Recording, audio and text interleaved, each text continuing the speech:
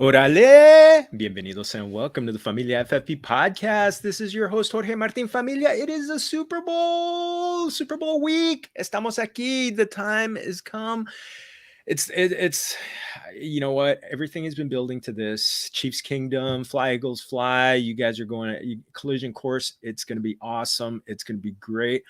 But first off, I really hope you're liking and subscribing us on YouTube because we are alive, and I can't wait to get into our guest. But first off, I want to make sure this is the best time. You go to fantasypoints.com, you get 30% off between now and Super Bowl Sunday. No promo code necessary, nothing. You just put in, you get 30% off, and you get all the best of the best. I mean, John Hansen, Joe Dolan, our invitado de lujo, who we're gonna be talking about in a second. Scott Barrett, Graham Barfield, Wes Huber, best of the best. You're gonna see. You've seen my stuff in there. I mean, I feel so honored to get my name in there. But Familia, just keep making sure get that subscription. And Familia, I'm just telling you right now, I'm so honored to have this guest. I mean, just someone that I got, as I've told you guys many times, I love to chop it up with some of the smartest people in the fantasy industry, and this is definitely one of them.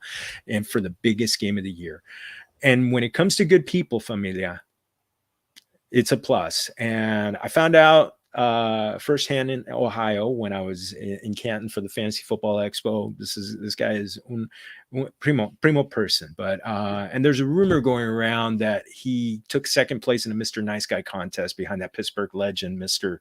Rogers. So I'm going to find out if that's for real. But he's el hombre when it comes to betting analysis over fantasy points, and his fantasy takes are as good as it gets. Somehow he got the nickname Grinder, and I want to find out how. And I wish I had the rights to that Judas Priest song so that I could, so we could drop it in here. But we'll leave it up to the guru himself to drop that in there. He knows productive struggle because he's a Pittsburgh Pirates fan. So let's welcome in mi amigo El Grinder. I'm ethnicizing it for you, Tom Brolley. Tom, ¿cómo estás? Welcome. Estás en tu casa. Well, thanks for having me. It feels like it's all been building to this weekend. All the work that we've done over at Fantasy Points, it all comes to a head this weekend. So it's great meeting you. Yeah, that was almost 6 months ago, I guess, at this point.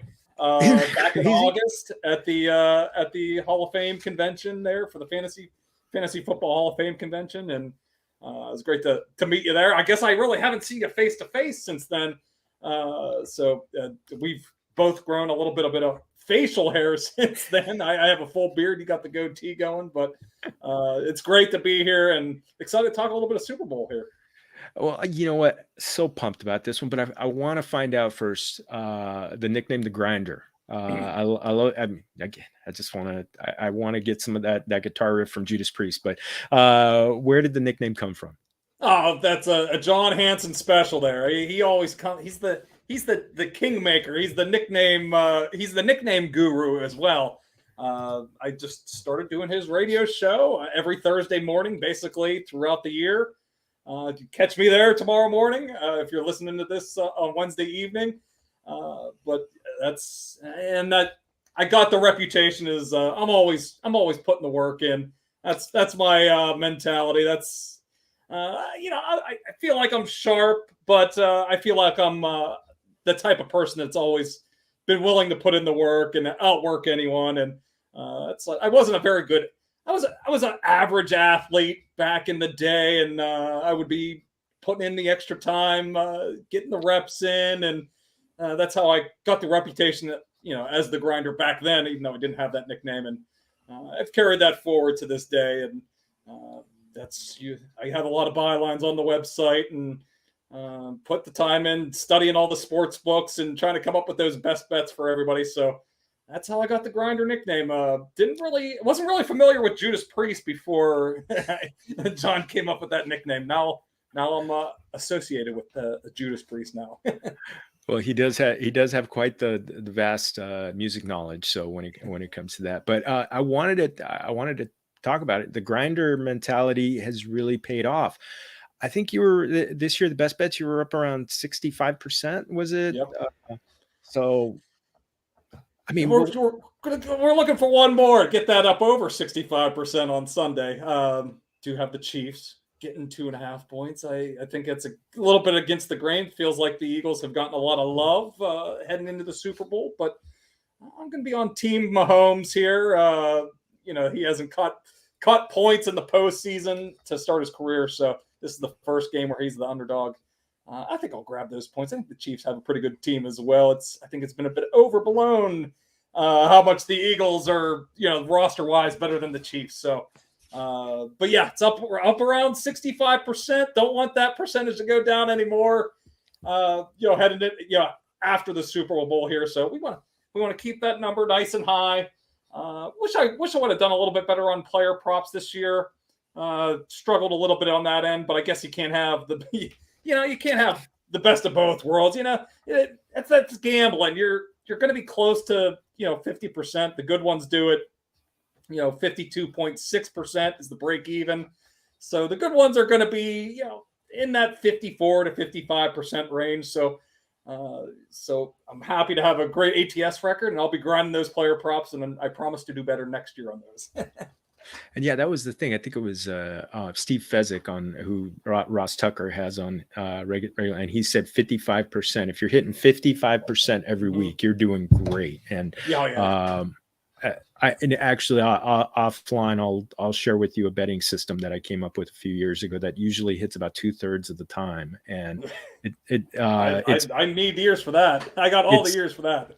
It doesn't come up often. It only comes up about 15 to 20 times a season, but and it involves betting bad teams at home. But when the spreads are big, that's me. I'm the king of, hey, this team gets shut out the week prior. I'm taking that team next week. Take teams that are coming off a tough, because that's what the public does. They're not dumb. They see, their eyes tell them, hey, these teams are good. They're hot. And that's, everything. It's just like gambling. Everything works back to the mean.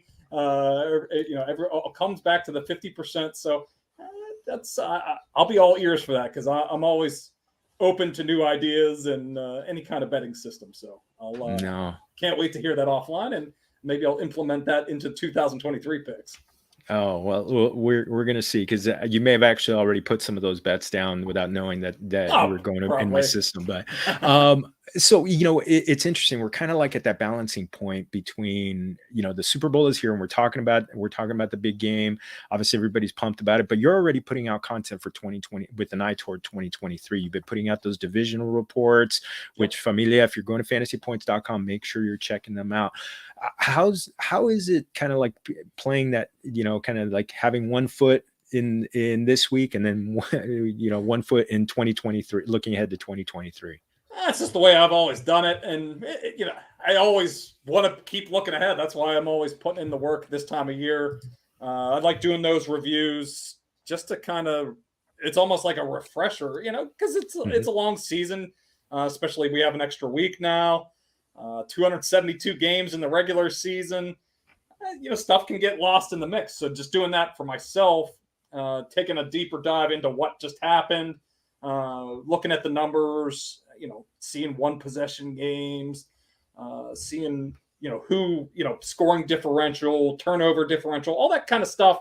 Because teams come back to, they all come back to that middle mark. So teams that really outperformed what they should have been doing this year, if it was based on, scoring points or turnovers or having a great one possession record, just looking at all that stuff as, gives an eye to the future. Because, a team like the Raiders last year, they won a lot of games that, they had the luck on their side, and the luck ran out this year. They blew a lot of games with double-digit leads. They blew 5 different games with double-digit leads. So that was a team that you would look to fade this year. Maybe that's a team that regresses back to the mean this, the upcoming season with a little bit better luck. So I'd like to do that. And it also gives me a chance to really look at what teams might be doing in this offseason. Get familiar with salary cap situations, what, contract situations are coming up for each team, and really looking at weaknesses and strengths for each team. So it's good process here to get the brain working in getting ready for 2023, while also, putting part of my brain looking at these Super Bowl props. And that's really good, because you know what, those teams, 30 teams are already looking at next year, so they've already set in their plans of attack. So it's good to be looking at that. Also, think it's good to kind of like refer back to these kind of things in probably about like June, July timeframe, when it looks like the hay's in the barn, but before we start really solidifying those takes and our stances for the next year, and just being like, okay, well, is it time to really, are we going way overboard on this one? So I love that you're doing that. Yeah, I like to get the brain working now. To start form. You don't have to have solid takes now, but I even just like little things, like I'm working on coaching changes. I'm doing an article right now, market report, based on the coaching carousel that's going on right now, and just looking at like a guy like Austin Eckler. Yeah, we all know he's going to regress next year, but just the targets might not be there as much as they were in Kellen Moore's offense, and just how coaching changes can affect things, and just like to start looking at that kind of stuff right now, when everybody else might be taking a nap and catching up on some rest from the season. I'm always keeping one eye toward the future. Yeah, absolutely. It's awesome. And well, right now I want to talk the future that we're talking about. It's between now and Sunday. Now you've obviously been a betting pro for a long time, and this is you're one of the best there is when it comes to this week. Have there been any trends or anything that's kind of happened with regularity over the last few years that's got you thinking that's got you thinking any sort of way for this game coming up? Not really. I mean, the money's kind of dried up here as well. The Eagles, were taking a lot of money early last week and really stretched out to that 2.5 point spread, and it's kind of come back here. It's 1.5 at most books. One, maybe the action keeps coming on the Chiefs towards pick'em a little bit if the injury report works out. But in terms of stuff, I give the Chiefs a little bit of an edge, having familiarity with the game. They've been in some more difficult spots this season. I don't think it hurts that they played the Bengals down to the wire. We're in a tight game. Eagles have had some spots where they haven't been tested here in the postseason against the Giants and 49ers. They, especially with Jalen Hurts in the lineup, they haven't really had some tough spots to deal with in quite a few months. So that does worry me a little bit.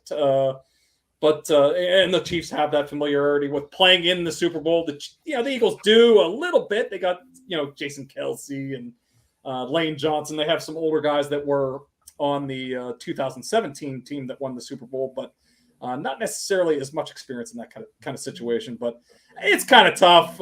Every Super Bowl is kind of unique to the next. So I don't glean a whole lot looking back at the most recent Super Bowls, especially since it's usually new teams every year. So not a whole lot that I'm pulling from the most recent Super Bowls. Yeah, every game's a snowflake. So and it's hard to look at the one. I think I heard somebody talk about how it takes usually it takes teams a little while to maybe kind of. So they slow play a little bit in the first quarter, almost like boxers who are just kind of like circling around each other. But it's, I don't know. I mean, then I think every time I want to say that, then it could be just like a game of haymakers, like the Eagles and the Patriots that year that you were talking about. That 41-33 game. Oh man, that's still one of the great games I've ever seen. That is an angle though. That these teams come out slow, and it is a big game. There's a lot of pomp and circumstance that goes on before the game. So there is sometimes nerves, but as you point out, that Eagles Patriots game, it was haymakers from the beginning. So every game's unique, and Yeah, I'm not betting into any of those kind of systems that, at least this year. I mean, the Chiefs and the Eagles have been teams that have been able to get off to hot starts. The Eagles have been very efficient, and yeah, it's not necessarily something I'm looking at this year. So I'm going to say a quick hello to a couple of a couple of our people in the chat. Mr. Scampers, always yes, hello, let's go. We're gonna get into it and Dame overboard, but Tom, Dame, and I have something very much in common. The three of us all did very well in Scott Fishbowl this year. In fact, Dame. Oh, yes, that's right. Dame finished number 9 overall. So yeah, she made the finals. I petered out at the end. My team lost some steam. I had Damian Pierce, who didn't play a lot in the postseason. Ramondre Stevenson lost some steam, but I did have a perfect record. I was the last perfect record, so I can put that little notch on my my cap there. But yes, you did. I mean, where did you end up finishing? I know we were that was a weekly conversation. Comparing notes. I didn't actually see where you ended up at the end of the season. Number 46. So okay, not too bad. The difference between that was starting between being number 46 and actually making the finals was the difference between sitting Tyler Higbee for Pat Freiermuth in a semifinal week. Oh, is that the 2 touchdown game from Higbee? Yeah, that's tough to see how Baker Mayfield's the quarterback too, and it was. That's what I wouldn't beat yourself up too much about. That's good process. It was, what was the thing, and it was kind of like what you were saying. The team that did poorly, betting on them. Freiermuth had just been shut out the previous week, and if you remember, that was the week that Franco Harris passed away. Yes. And Freiermuth and Harris had a very special relationship, both being from Penn State. And so I just thought, you know what? It made me think of that time that that Tiki Barber really went crazy after Wellington Mara passed away, because they had such a special relationship. I thought, you know what, Patty F is gonna go off. He had a good game, but I was gonna say, he had a couple key catches on that game-winning drive, if I remember correctly. He wasn't. I mean, I don't have the tight end finishing positions from that week, but I think he was a pretty top 8 type of tight end that week. He just didn't score the touchdown.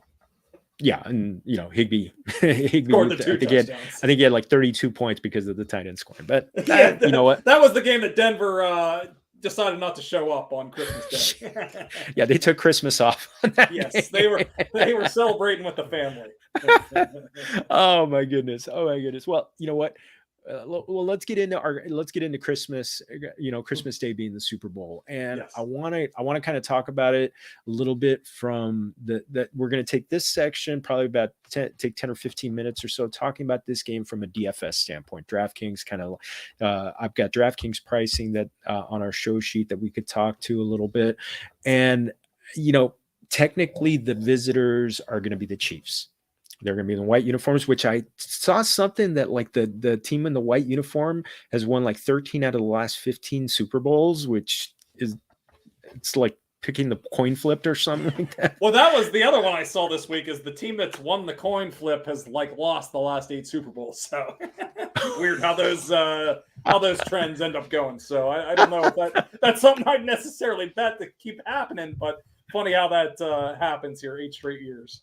That's just going to be utterly amazing. So we got obviously weather is not a problem. Just playing indoors at that beautiful State Farm Stadium in Phoenix, Arizona. Wish we were there. I keep hearing weather reports from people who are like, it's just glorious there. I'm not complaining out here in Southern California, so I'm not going to say anything. But as you mentioned, you got the Chiefs plus 2.5, right? Last time I checked the line, it was 1.5 for Philly, with a 51 point over or under. Now, the big intrigue, I think that the big things that people have been going back and forth about is the fact that, Patrick Mahomes' ankle and Jalen Hurts' shoulder. But we're going to get into Mahomes first. I mean, this is going to be 3 weeks and 1 day since he injured his ankle. And as our amigo Edwin Porras likes to say, it takes 4 to 6 weeks for these ankles to heal themselves naturally. Obviously, NFL players have access to people like Edwin to top of the line. Yeah, to get them get them tip top. But looking at this one, having seen Mahomes, I mean, how hard is it to go against him? I don't. I mean, you've already talked about the fact that he's the guy, he's your guy. But Oh, I'm here. Okay. I did for a second there. Things it went kind of black there for a second. But when you're looking at Mahomes, he's beaten good defenses. What can we be? What are you looking for from him, even considering the ankle where it's at? Yeah, I thought he looked. I mean, I actually had a bet against him in the AFC Championship. I was thinking that the ankle injury would affect him a little bit more in that game, and turned out it. I mean, he wasn't. You could tell he wasn't 100% in that game. Definitely confined him to the pocket a little bit more.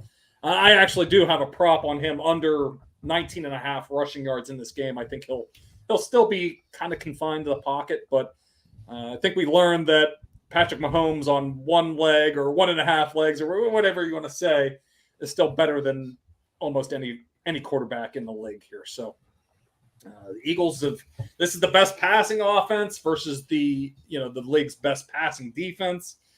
With the Eagles giving up the fewest yards per game, but it hasn't. They got away with an easy one against a Brock Purdy-less team in the 49ers in the NFC Championship game. Daniel Jones struggled in that divisional round game. Haven't really gone against a lot of the elite passing attacks. So yeah. I know there's some stats floating out there. The Eagles against top 10 type of offenses, and they've given up a lot of basically 30 points per game in those games. So this is definitely the toughest test that they'll face all year, even with a Patrick Mahomes playing on one leg here. But I did have under 19.5 rushing yards for him, thinking he'll still be confined to the pocket here a little bit in this game. One thing I saw that was interesting, his 19.5 yards is the same as Boston Scott on the rushing prop, which I thought was pretty funny. But I think you're right. How about the 297.5 is his passing prop on DraftKings. Now, one of the things that I looked at, I mean, big games, I mean, he's torched the best defenses. He took down Denver twice, over 300 yards both times. Houston, an underrated good pass defense, took them down. The 49ers, he destroyed them for 423-3. Had a very good game, 326 against, and 2 touchdowns against the Bengals last week. That's you know what? Go ahead. Yeah, the Bengals have been shutting down everybody, and they made Josh Allen, look very bad in the divisional round, and it was no issues at all. And Lou Anarumo for the Bengals had rightfully gained a reputation as a guy that has shut down opposing passing games and in recent years, the last 2 years. So, I mean, he's been able to put up the numbers against top teams. This prop has really ballooned out. I think the time to get in was probably last week if you could, but 297.5. I think you can shop around, maybe find a better number, but I'd have to look towards over here. I'm expecting. I think the Chiefs they know what their bread and butter is. The ball's in Patrick Mahomes' hands, so I don't think this is going to be a lean on Isaiah Pacheco game. They're gonna put it in their quarterback's hands. So I like them to go. Yeah, if I had to lean, I would go towards his over. I won't personally be betting it, but I would go with Mahomes over 297.5. And one thing that I also looked at in the last time the Eagles played in perfect conditions was on Christmas Eve against the Cowboys, and in Dallas. That was the Gardner Minshew game, 40-34, and Dak Prescott, he went for 347 and 3 that day. So that has me thinking. And Mahomes, I mean, there's nobody better. There's nobody better than Mahomes, and those guys. It's like great hitters who still hit great pitching in the playoffs. It's like Mahomes is that guy. He's still gonna be he's gonna beat those guys, and that to me that's what's got me leaning. And he's 11,000 in DraftKings. Would you look at putting either of the quarterbacks in a captain spot on this one, even with the price point as heavy as it is, because they're the two highest price guys? How hard is that? I mean, I feel like that's what everybody else. Yeah, that's going to be because that's the tough. I don't play the captain, the showdown stuff too much, but I have to think that a guy like Patrick Mahomes and Jalen Hurts are going to be the most popular guys in these kind of formats. So, and this is going to be probably the most played game in DFS showdown. So I think I'd probably differentiate somewhere else and look for somebody else to have a huge game. And maybe it's his tight end. Maybe that's the guy to go with. Travis Kelce. I think he's going to have a big game. I have some player props on him. Not more of the award markets, I guess you should say. I have a MVP bet on Travis Kelce. It's plus 1,600 on FanDuel. So 14 catches already in the divisional round game.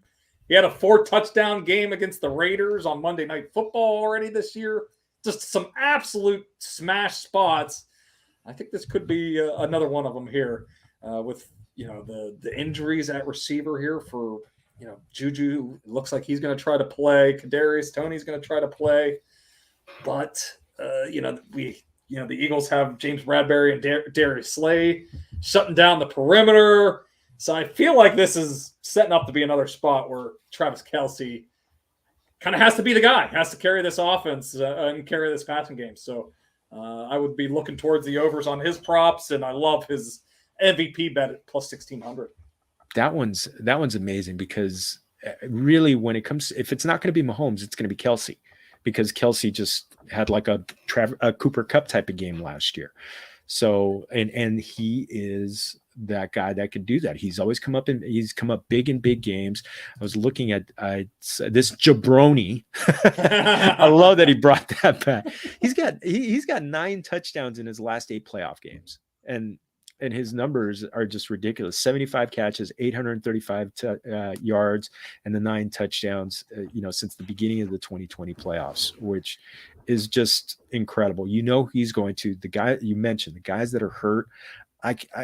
Some people have been talking about the fact that Philly's pretty good against the tight end. They're kind of middle of the road since from week 12 to the end of the season. They were number 19 against the tight end. So in fantasy points per game, giving up about 53. But again, they haven't seen Kelce, and that's why he's an interesting one. I love the idea. Now on the receiver side with Juju and by the way, when you look at a guy who is looking as happy-go-lucky and confident as Juju has looked at, in his media availabilities, does that have you thinking, oh, you know what, maybe he's okay. Maybe he's not that hurt after all? I'm a Pittsburgh guy. I know Juju a little bit. I think that's kind of his personality no matter what, though. I mean, I think he's been hurting all year, not all year, but he's been hurting since midseason. He suffered that concussion against Jacksonville, and ever since then he hasn't been quite right. If you go through the box scores, he's topped 3 catches just twice since then. He's reached 40 yards just twice since then. So he just hasn't been quite right. Maybe this extra couple, the 2 weeks off before the Super Bowl helped him to get a little bit healthier, but. Unfortunately, it's kind of why the Steelers let him walk. I mean, his career has been kind of injury riddled here recently, and I feel bad for the guy, but I'll probably be fading his stuff here. I think he'll give it the good try and try to be healthy and play as many snaps as he can, but I've been looking hard at his under receptions at 3.5 and his receiving yards as he popped up there on the screen, 37.5. So I'll probably be fading Juju, unfortunately, in this game. Although that's kind of the one spot in the field where you might look to in terms of wide receiver, but I just don't trust Juju's health enough right now, and he just hasn't looked right here for the last 2 months. That's the thing, and I know John Hansen has been talking about, like, questioning about the health of his knee dating back to the offseason. So that's just a rough one. That's why it has me leaning a little bit toward Marquez Valdes-Scantling in this one. He had that big game, 6 catches, 116 yards, 1 touchdown. It kind of, when it comes to him, is he going to be the guy? Could he be the guy if Juju and Kadarius Toney are a little bit banged up? I still lean a little bit more towards Kadarius Toney, probably being a little bit bigger piece. We'll see how his ankle. We're anybody that's in the fantasy community. We're well aware of Kadarius Toney's issues and trying to stay on the field. But if he's anywhere close to 100%, I kind of like him a little bit more to do a bit more. I see he's like priced at plus 4,400. I do have a Super Bowl MVP bet on him, a long shot, 150 to 1. Just a long shot. I don't think it's going to happen, but he did see 7 targets in the divisional round. Saw an end zone target in the conference championship. Very nearly caught it. That was a difficult catch in the Bengals game. Then he busted up his ankle and left early. But he also, especially in these showdown things, I don't think it's going to happen, but he gets punt return opportunities. If you double stack, if you play the Chiefs defense with Kadarius Toney, if he breaks a punt return touchdown, you could get scoring on both ends there with the defense and with Kadarius Toney. So we'll see how many snaps he plays, but I kind of like rolling the dice a little bit more with Kadarius Toney in this one. I just feel like MVS is a bit of a one-note kind of a player. He lives on the sideline. It's all off of the go route stem. It's all curls, comebacks, and go routes with Marquez Valdes-Scantling. And I feel like Darius Slay and James Bradbury, they'll be able to shut that down. And the way the Eagles play, they like to play the 2 safeties deep and not really give up big plays. And I just don't see it. He stepped up last. Yeah, they don't win that game without MVS playing the way he did against the Bengals. He really made some big-time plays, but I think he kind of goes back to his being quiet like he has for most of the season here. You know who I kind of like a little bit as a long shot, and it was is Sky Moore. He's a little cheaper, 3,800, so not a lot cheaper. I was hoping they'd be a lot cheaper, but a couple of the things that really struck me. He ran 29 routes last game, which was number 3 Kansas City behind Kelsey and MVS. And he had 7 targets, which was a season high. He had that big return that set up that field goal to win the game. I keep hearing Kelsey and Mahomes just kind of praising his work ethic and everything. And it just has me thinking, could he be that punt play, that guy that kind of shows up out of nowhere and does something? And mostly because if Tony's not healthy and if Juju's not healthy, that to me, I think that's the only scenario that he really comes through. And that would be a good fate. If you think Tony can't make it through, I mean, Moore would get those punt return opportunities. As you said, he ran the most routes, the 3rd most routes on the team, behind MVS and Kelsey in the Cincinnati game. There's serious concerns if Juju and Tony will make it through the game. I think I just wish it's been frustrating. We were very high on Sky Moore this year. John was really pushing him, and just wish we would have seen a little bit more out of him. He has gotten some opportunities for extended snaps at times in the second half of the season here, and he just hasn't really done much with them. So just a little frustrating, but maybe this is the game. Maybe this is the start to maybe some bigger and better things for him. We know the Chiefs are going to be a bit in flux at wide receiver. Juju's on a 1-year deal. We know Tony's going to be back around, but maybe this is his chance to, finally do something. And, can you pick a better stage than the Super Bowl to kind of have your breakout party? Yeah, exactly. I mean, how many times have we seen guys? Oh gosh, I'm blanking on that receiver. Not Edelman, the other receiver who had the big game when. Oh no! It was James White had the big game. Oh, okay. I thought you were going to go Chris Hogan. Oh, can't well, remember. Chris Hogan was, but yeah, those guys, they just kind of seem to, ever since Max McGee in the first Super Bowl, get stays out all night, doesn't, and then comes back and he catches like 8 balls for 120 yards and, helps Green Bay win the first Super Bowl, dominate the first Super Bowl. But yeah, that one, I think his name's Max McGee, but Yep, Max McGee. on the running backs, Isaiah Pacheco, does it look like a takeover? I mean, he had 6 targets. That was his high last game, and Jerick McKinnon's just has really been an afterthought, it seemed like. Yeah, I do have a Jerick McKinnon under 50 and a half scrimmage yards, rushing and receiving yards. Just he's another guy. He's another one of these guys that's been on the injury report a lot at the end of the season. Have to wonder if I think it's a groin that he's been dealing with. He's been, able to play through the issue, but I have to wonder, he just doesn't seem to have the same explosiveness that he did during that little stretch where he was really winning a lot of fantasy leagues in early December. Yeah, he was going on a touchdown spree.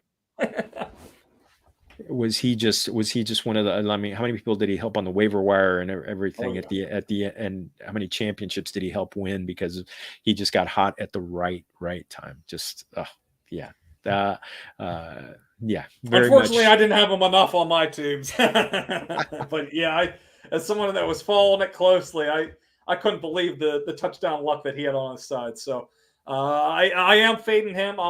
The wrinkle this week is Clyde Edwards-Helaire could be back in the mix. I don't think he's going to have much of a role, but it is an extra mouth. If he, all you have to do is get 4 to 6 touches, and that kind of changes the dynamic of the backfield a little bit. But I do see a pretty limited role for him. I think they're going to want to look to get Pacheco going a little bit early in this game. I don't mind him as they have these props where like a player first reception for a team.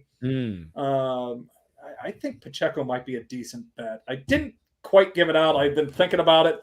He was plus 800, I believe, at most books for the player with the first reception. I could see like a little quick game, just to get Patrick Mahomes in the rhythm, get their rookie running back, comfortable in the game. So I was looking at that one. So nice little long shot prop if you're looking at at sports books for something that's fun and you'll know the outcome immediately.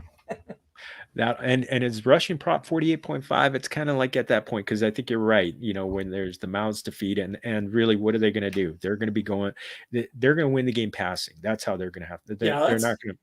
That's what I was going to say. I almost like maybe his receiving yards prop a little bit more, or maybe you do a combo of his 48.5 and I think his receiving numbers like 15.5, 16.5. So I'd almost rather look there and look for or the combination bet. Just thinking that he should be on the field, the most, and if he can't get there as a runner, maybe he gets the 6 targets again, as he said.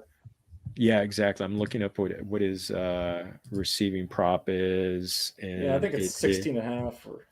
Yeah, that one looks very 15.5 is the latest. So that's a really good number. That is he could do that in 2 catches, and he had a pretty limited role for most of the year, but maybe last week was kind of an indication that maybe he's they have a little bit more trust in him as a receiver, and with Mahomes' ankle, he's not looking to improvise nearly as much as he was earlier in the season. So maybe that brings Pacheco into the game as a receiver. No, well, let's go over to the Phillies side. You got the Eagles. I mean, the intrigue on that side is Jalen Hurts and his shoulder. I mean, he looked good, but his 229.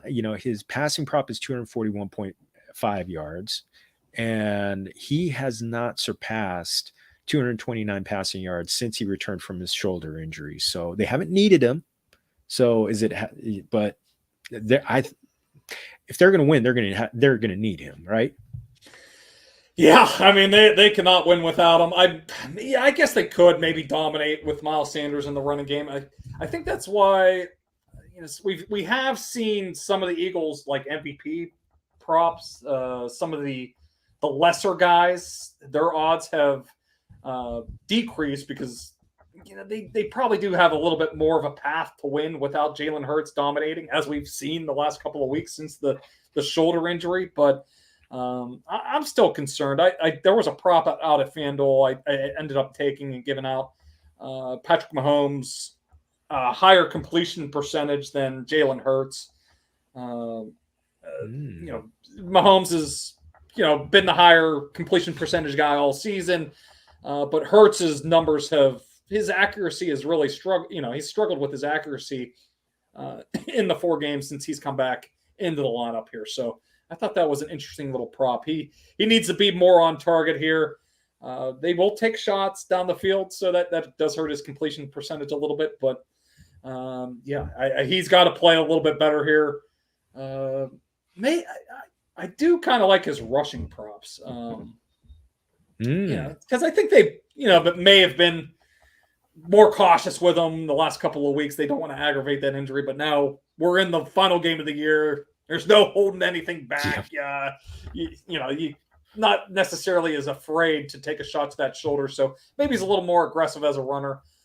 His rushing yard prop has definitely gone up. It was 45.5 when it first opened up 2 weeks ago. I've seen it up to 49.5, 50.5. His rushing attempts has also gone up from 9.5 to 10.5 at most places. So there's some feeling that Hurts could be a little bit more involved as a runner in the Super Bowl. And he did have, I think it was 11. I think he had 11 carries in the last game. 11 carries for 30. Kneel downs help. Those count. I don't know if there's going to be kneel downs in this one. I mean, I know the fantasy points sheet has that is always a play on the sheet there. Yeah, that's always a fun one. Personally, I hope it doesn't. I'd like a nice close game, and let's end with some fireworks. The kneel down's kind of boring, so let's have some fun all the way to the end. Exactly. Field goal at the end, a touchdown, or Hail Mary attempt. Who knows? Yep. Let's go for it. Or or hey, let's go to overtime. Last score wins. Let's do that. I have a big prop bet on that one. Ooh, that's good. What are the odds on that?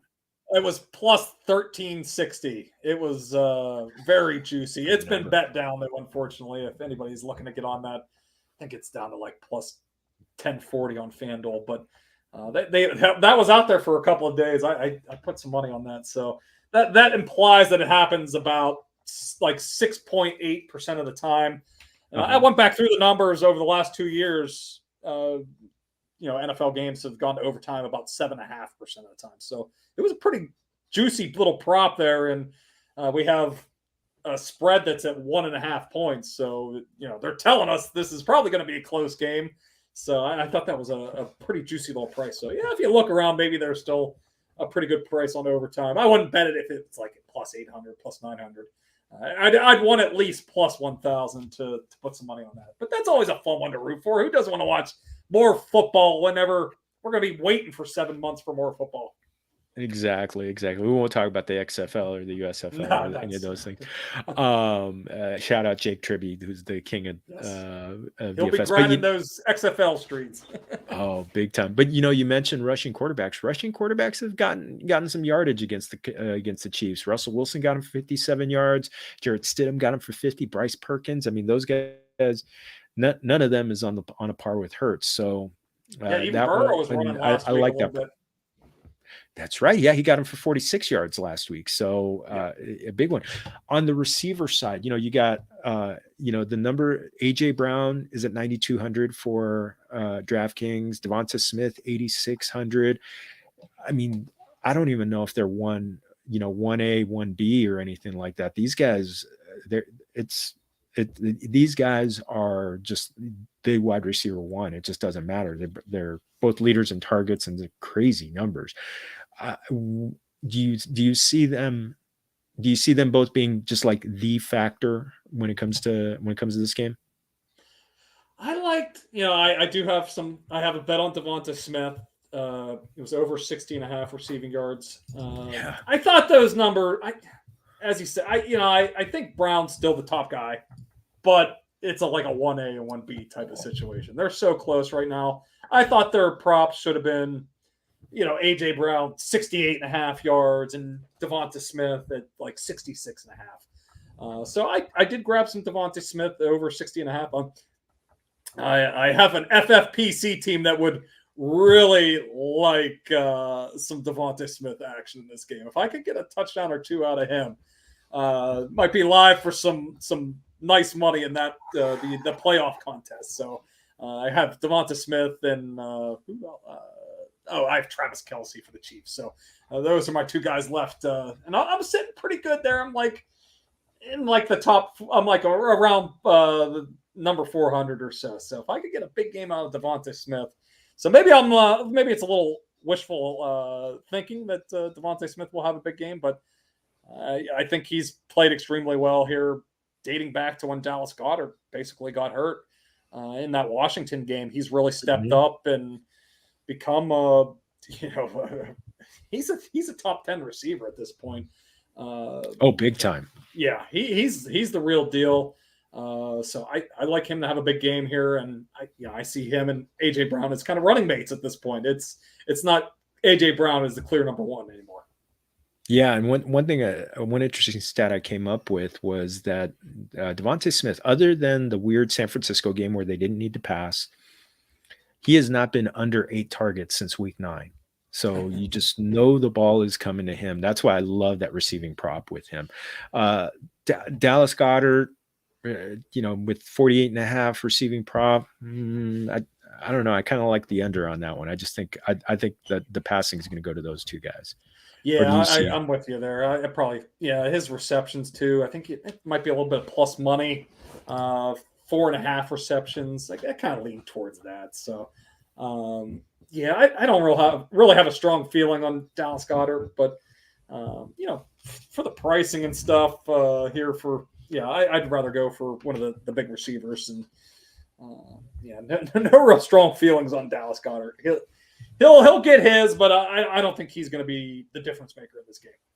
No, I know it's going to be those guys. Now, I'm having a tough time getting a read on Miles Sanders for this game, because I want to say if the Chiefs are going to be vulnerable somewhere, it's going to be in the running game, but and that rushing prop of 59.5 is tempting, but man, they do love to still give the ball to Kenneth Gainwell and Boston Scott, and that just has me. I have good about it. I have Gainwell props. Gave out Gainwell anytime touchdown plus 425 last week. It's been bet down a little bit. Yeah, that was really juicy. I also have his over scrimmage yards at 30.5. It's been on the site. That's been bet up a little bit to like 33.5, 34.5. So I do think Gainwell, it's not a situation where like Devonta Smith and AJ Brown where it's 1A, 1B, but Gainwell has certainly earned more touches here in the postseason. If I was going to bet if you want to bet the Sanders side, I probably would stay away from like the rushing yards prop. I'd probably go for something that's, a little more exotic, like if he's going to get a lot of carries and opportunities in this game, I'd rather go for like swing for a home run here, because I feel like he's going to be kind of all or nothing in this game. Mm-hmm. So maybe go for a rushing yard leader. I think you can get a nice for the game. There's some props out there for that, or maybe bet over 74.5. They have these stepped up bets on the on DraftKings and FanDuel and MGM where a guy hits a certain threshold. So maybe I would look for those type of props. I think they even have like a 100-yard rushing game for Sanders. So that's the way I think he's going to be like an all or nothing type of guy. So I probably wouldn't even mess around with his 59.5. I'd either bet him straight under or go for those real exotic type of props. Speaking of exotic props, Kenneth Gainwell anytime TD is 310 plus 310, and Boston Scott anytime TD is plus 450, and he's scored in 3 straight games. Yes, he has. But those guys have all been involved heavily down at the goal line. So I'm already invested on Kenneth Gainwell, so I'll probably just be happy with that one. But I wouldn't blame anybody also for looking at that Boston Scott one as well. Oh man, but yeah, that one. So we'll get into the prediction in a second, but I wanted to get into some fun props that are on the fantasypoints.com site that Joe Dolan put together. Oh, I put it together. Oh, you put it together. Sorry. No, Joe. So I'll give you a little background. We've been doing this for 8 years. If you go to fantasypoints.com, I think it's called the prop sheet or prop poll or whatever it is. We've been running this. We started as kind of a friendly poll between all kinds of different friends and stuff like that. We love props. Who doesn't love betting on props during the Super Bowl? And this was back. It was the Carolina-Denver Super Bowl 8 years ago. So sports betting wasn't legalized in Pennsylvania, which was where we were based out of yet. So we wanted to have a little fun and get our friends involved. So I came up with this prop sheet where it's up to 36 questions now. It probably wasn't that hefty back in the day, but it's a mix of the coin toss, the national anthem, halftime props, but it also, we want to get the women and children, enjoying the prop sheet as well.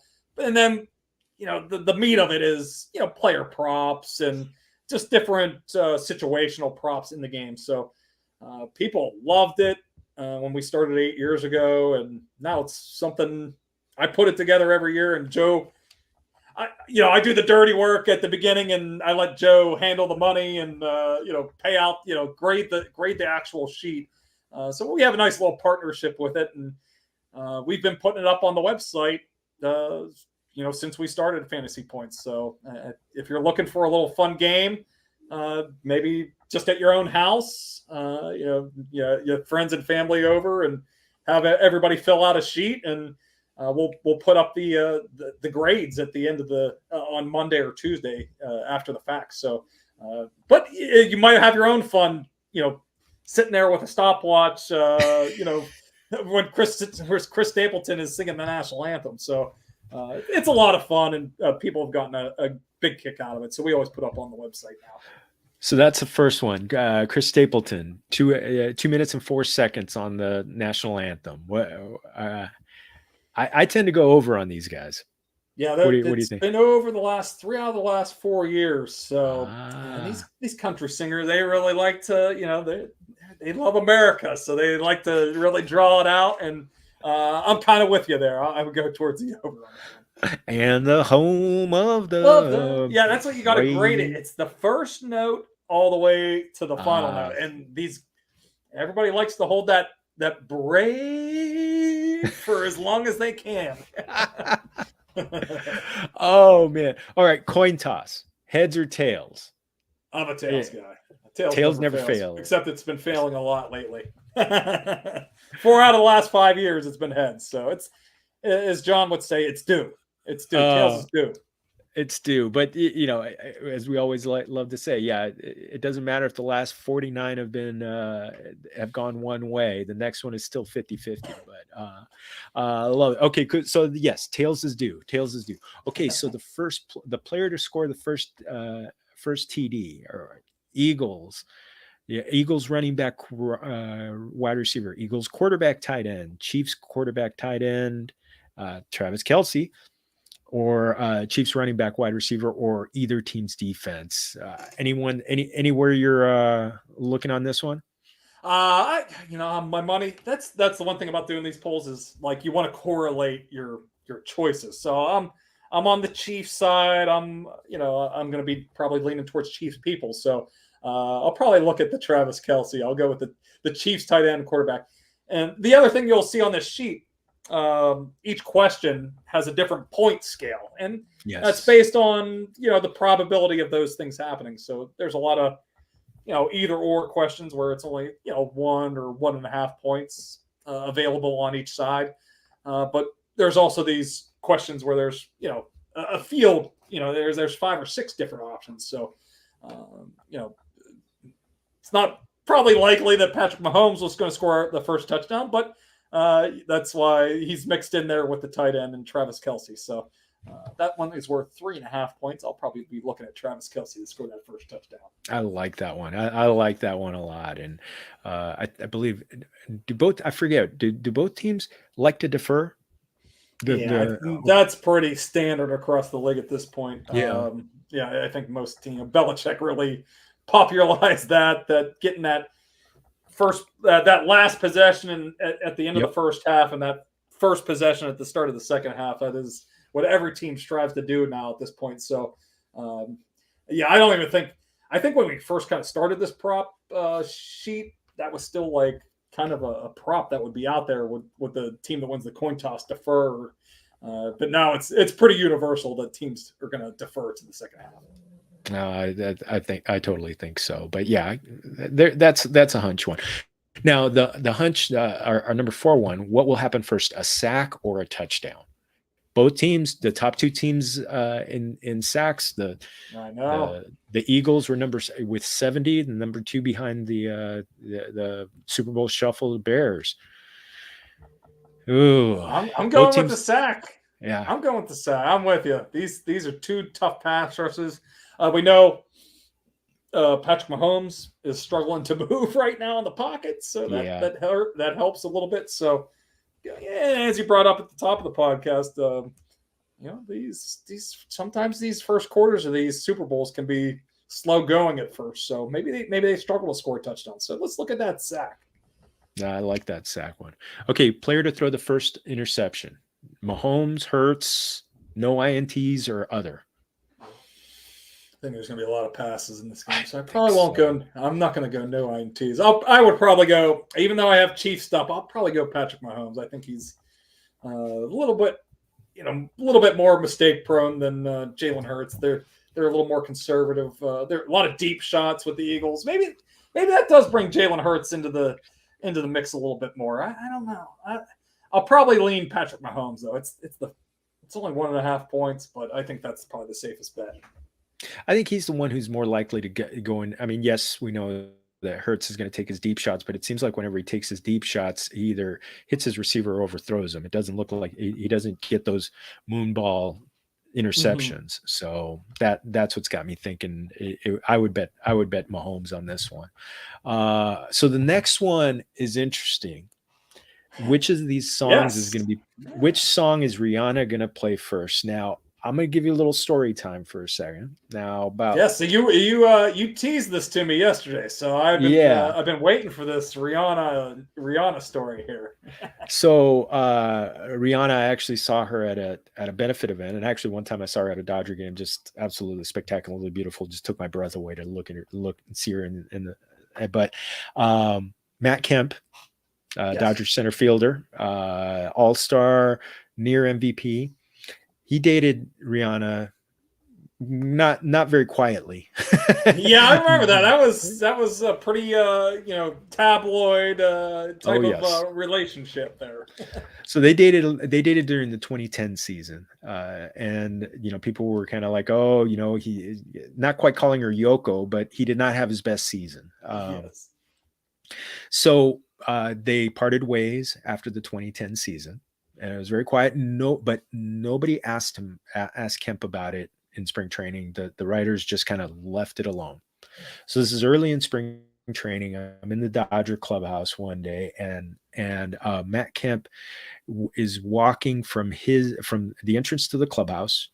He had kind of the longest walk from the entrance to the clubhouse to he was in one of the primo locker spots in a corner, but in the furthest spot from the door entering the clubhouse.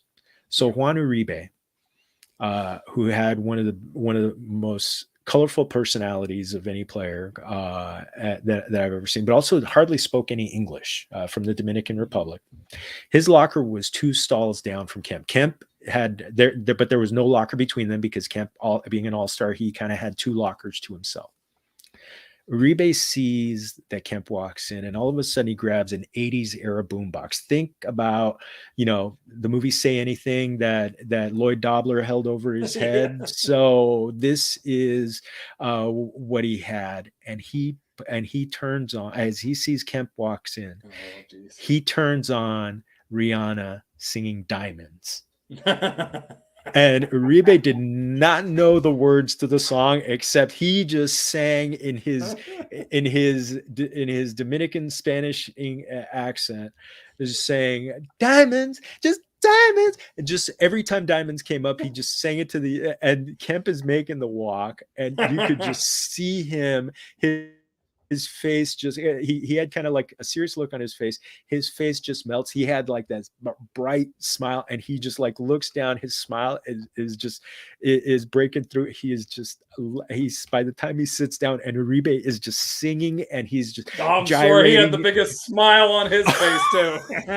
Kemp just gets to his chair, faces his locker, and he just starts cracking up. And Uribe goes the entire song singing diamonds, and it's just he did the full lip sync. Oh my goodness, it was fantastic. So diamonds has 5 points. Sentimental, man. I'm taking diamonents on this. We got to go diamonds on that one, and I'll be thinking about Juan Uribe singing it. That's yes. I'll be waiting for it at halftime. I'll be waiting for him to come out on stage. We'll go diamonds with his boombox. Yeah, full on Lloyd Dobler. Yes. Oh, one of the iconic scenes. So, what's your song that you're picking? Well, Don't Stop the Music is that's the favorite. I think that it may have leaked out there. That this prop has really moved. It was pretty even across the board with like umbrellas, Don't Stop the Music, diamonds, and then I think it may have leaked that it might be Don't Stop the Music because it's now the heavy favorite. So that's probably where I'll be going. But I'll continue to follow that one because it seems like we do get some leaks here. You know, everybody has a phone now, so they're practicing it, and it might be out there on the internet by the time Friday or Saturday rolls around. That'll be hilarious. All right, shortest touchdown, under 1.5 yards or over? Oh, I'm going under. You know, Jalen Hurts, 1 yard QB sneak over the top. Yep. I can see that happening. Absolutely. Oh, and I love this one. The Travis Kelce, Rory McIlroy one. Travis Kelce, who has more catches, Travis Kelce or Rory McIlroy in the waste management, which is just going to be right down the road, right down the road from it. How many birdies in the fourth and final round of the Waste Management Open? Yeah, this is always a fun one. We've always included this because Waste Management's always the same weekend as the Super Bowl, and Joe and we had the worst luck picking golfers who actually made the cut. So I think we're probably pretty safe here with Rory. I don't think we're going to jinx him too hard here, but I'll probably go with Rory. He's one of the hottest golfers in the world right now. So Caliente. I'll go with Rory. I mean, that would be so. Right now, his Travis Kelce's prop is 6.5, and so I'm thinking. I know Rory's hot, but to get and that is juiced up a little bit, 1.5 point. Oh man, I'm gonna go Kelce. I think he's gonna have like his 10 to 12 catch day. I'm going Kelce on that one on the catch. Yeah, I think I probably by the time Sunday rolls around, I'll probably be with you because I have Kelce MVP props, so I'll probably be rooting for that anyway. So especially if McIlroy has quite a lead, he might be playing conservative and just be playing. That's true. Yeah, you also want to see how he's actually playing this weekend. So we'll start to find out tomorrow. Yeah, if he's down five shots or something like that, maybe he's going to be going for the sticks every time. So okay, so I love this one. Most TDs plus INTs, Mahomes or Hurts? Ooh, I'm going Mahomes. I think he has. Hurts has more potential to run a couple scores in or hand off, and Sanders does the work. And I think Mahomes has the more likely probability of throwing INTs. But the thing I like about this prop is we also have the tie. It's also very much in play. Say, both guys throw 2 touchdowns and 1 interception. That tie is very much in play. Absolutely. Or if one guy, has a bad game and throws 3 interceptions, but one guy throws 3 touchdowns. The other one throws 3. Yeah, exactly. Okay, this is one of my favorite ones. AJ Brown's receiving yards are closer to Jason Kelce's number 62 or Travis Kelce, younger brother, number 87. Yeah, I'm probably gonna go with the Jason Kelsey, 62. I come up with this. I came up with this one. I always try to have one that's like a little off the wall, off the beaten path a little bit. So I figured the Kelsey brothers are going to be, one of the biggest storylines of the game. So I figured, hey, let's get their jersey numbers involved. And so I had to look for a prop that was kind of in that low 70s range where it could go one way or the other. So I came up with A.J. Brown's receiving yards. So I'll go with Jason Kelsey. He's number 62. So I think it's going to be technically, I guess, under 74 yards for that prop. So yeah, kind of like the median. Yeah, the median is 74 and under, I guess, would be the cap. That would win it there. So 74 and a half is the median there. Okay, so the one that everybody wants to talk about, the Gatorade liquid, whatever is going to be poured on the winning coach. What color? Ooh, well, so this prop, I set the line here. I'm going to go orange because I'm towards the Chiefs side. I got the Chiefs. So looking back at the last Super Bowl they won, they had orange in the bucket when they beat the 49ers a couple of years ago. So we know these teams, they're superstitious. And maybe orange is Patrick Mahomes' favorite flavor. I don't know. But that's why that one's set at 2.5. And yellow, green, and lime. We got the Eagles. They're, of course, green in their color.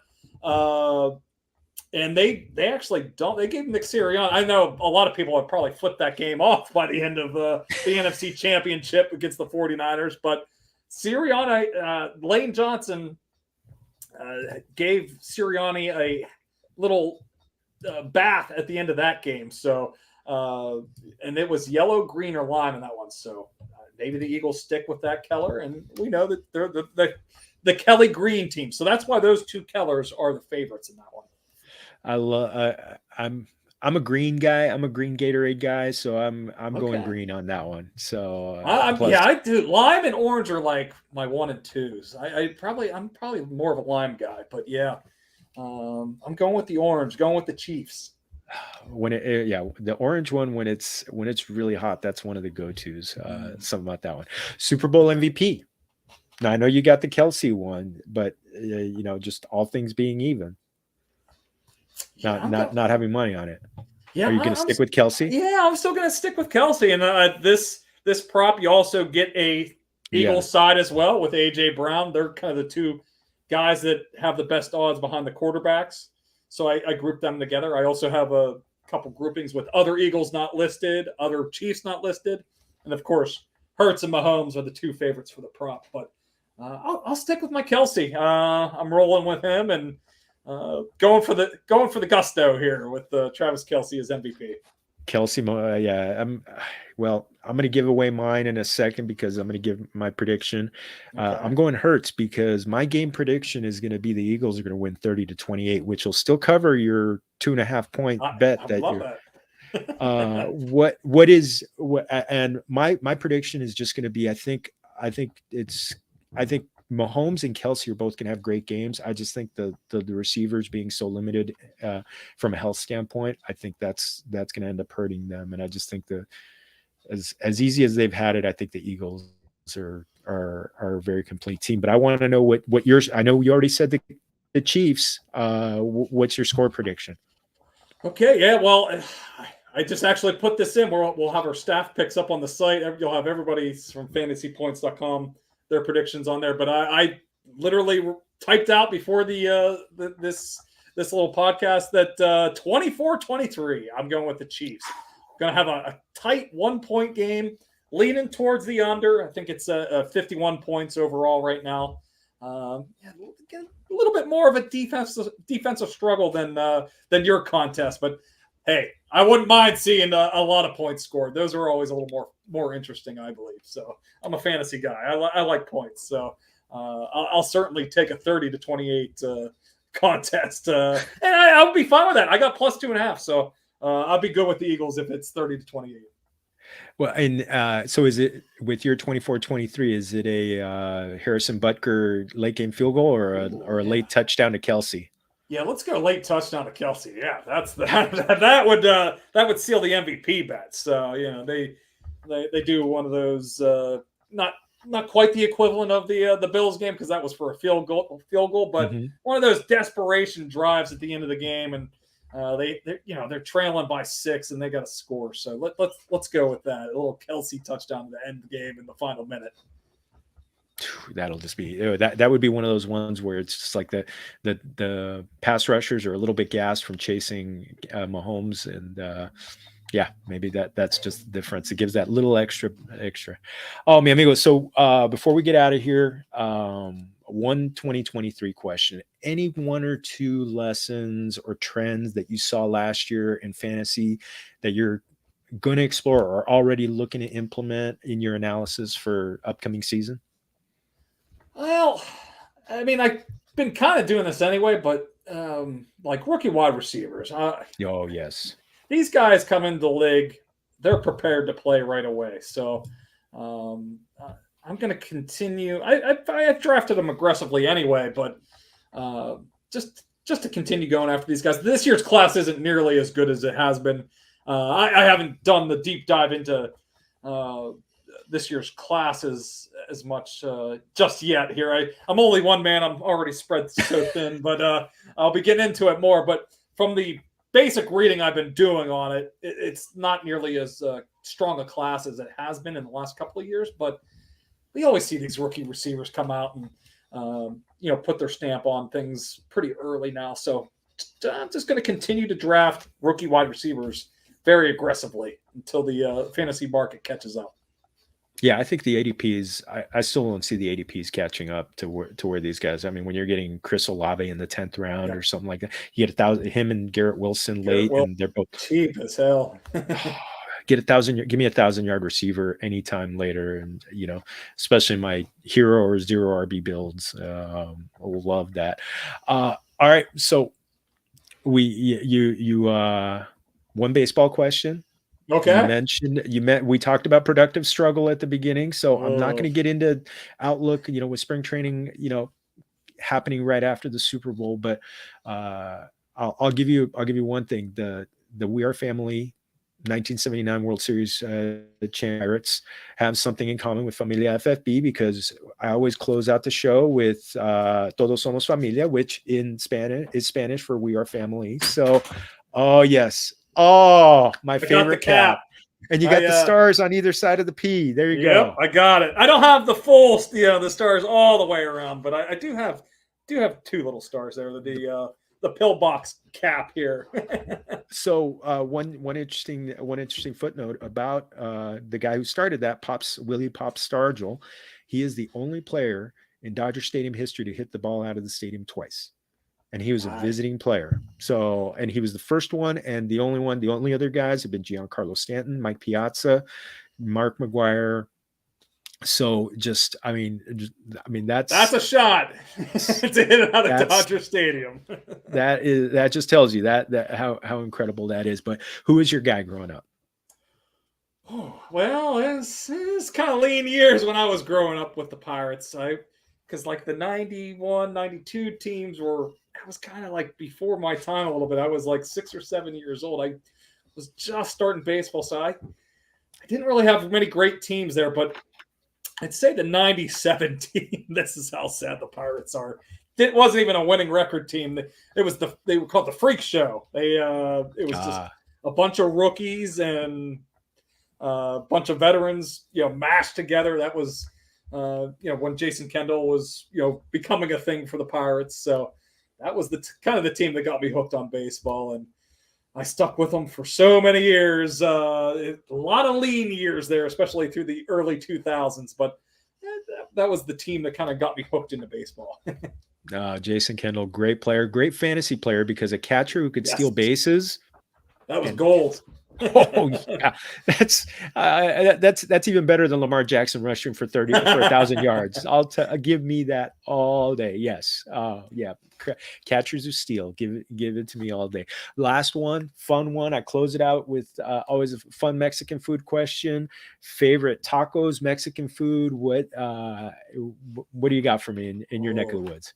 Well, I'm in central Pennsylvania, so there Yeah. are very limited options, but there's a couple spots in central Pennsylvania here. Jesus. Any favorite dishes? Any favorite dishes that you have? I mean, I just like making the homemade tacos. I always get a bunch of ground beef every year. Have a little, and I love making my own tacos. So, yeah, I'm just a traditional just give me the ground beef and I'll ground up like mom's old homemade tacos. That's my go-to. Yeah, just make them and eat them right then and there. That's just perfection. Oh, now you got me hungry. So I'm glad I am too. I'm glad it's dinner time, my neck of the woods here. Yeah, dinner time, your neck of the woods, late lunchtime out here in California. But mi amigo, you got so much cool stuff coming up. Can you give us a preview on what's coming up on fantasypoints.com post Super Bowl? Well, yeah, I mean, come check out Fantasy Points right now. We still have the super early bird. Got to get on that now. It's I think it's done on Super Bowl Sunday or maybe the Monday after. So running out of time. That's 30% off. So we got all the bets up there. John will be posting his stuff. Graham will also be posting his bets. So I would get in now. You can get some bets. I'm sure everybody wants to have a little bit of money on the game. And then, hey, it's the off season. I'll take a second to breathe, but I'll have coaching carousel articles, free agencies. Unbelievably, right around the corner. We're only about 5 weeks away from that. So the NFL season might be over on Sunday, but the next one is right around the corner always. So we'll have a bunch of, and we'll start digging into the draft stuff. So yeah, get over to fantasypoints.com and get that 30% now while you can still get it for the next couple of days. And I tell you, the prospect guide from last year was one of my favorite things that I saw. It was just absolutely fantastic. So yeah, Familia, yeah, get in there. And if you don't get in on by Monday, you're gonna have to do the promo code. It's like do the promo code with me, or get the promo code with you. Exactly. I love it. Oh, mi amigo. So everybody, Familia, please make sure you're following our amigo at Tom Brolley on Twitter. Anywhere, anything else you want to push? Anything else? Oh, good. I'm all pushed out here. Oh man, we promoted enough. So thank you so much for giving me a little time to talk some betting and just talk the big game here. Haven't had enough time, 2 weeks to talk about this game. I'm about ready to watch it now. Especially, yeah, exactly. We get into that such a mode where we're talking about 16 games, and then all of a sudden to only have one to talk about. It's like we totally overanalyze it. Oh man. Well, to our amigo Tom Brolley, muchas gracias. Thank you, everybody. Thank you for joining us in the chat and who are watching. Everybody who's going to watch on the replay, muchas gracias for joining us. Also, please make sure you're going to familiaffb.com. You get I'll put out some original content on there. Also, go to YouTube. Give us a like and subscribe. Give us a little thumbs up. Add to our subscription numbers, por favor. Really appreciate it. And also, if you want to get it on the audio side, you can get it at Apple, Google, Spotify, wherever you get your podcast. Muchas gracias to Anchor for putting us out there. I am Jorge Martin at Jorge Martin 17. Thank you so much. Enjoy the Super Bowl. Have a great time. Get those bets in. Get your DFS lineups. Have a great time. Enjoy some guacamole. Enjoy some tacos. Enjoy all the good stuff that happens in the Super Bowl, because always remember, todos somos familia. Salud.